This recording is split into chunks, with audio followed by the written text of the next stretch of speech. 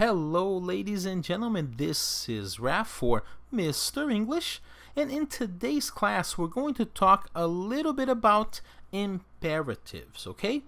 Now, let's get right to it. Alright guys, so we use imperatives to give commands, instructions, or make requests, okay? Let's see an example or a situation that we use imperatives. Imagine a classroom, okay? In the very first moments of the classroom, the teacher will say, "Come in, sit down,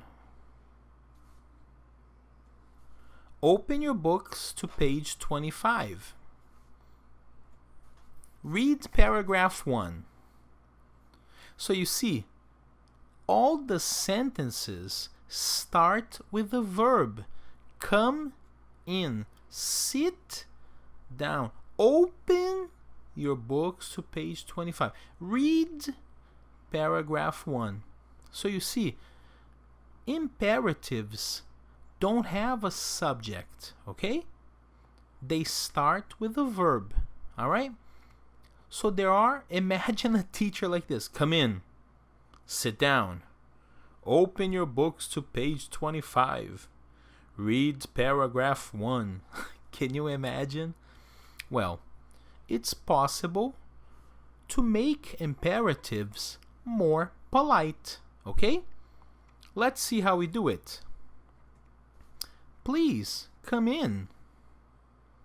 Please sit down.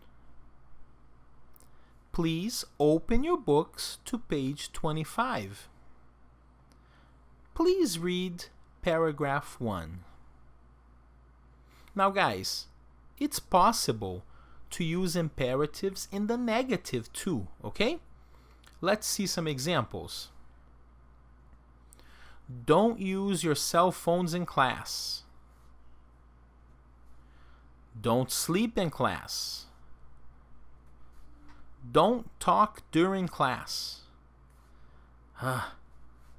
What a boring class. Well guys, that's it for today.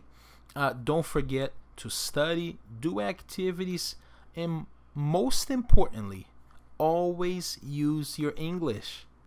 Bye bye.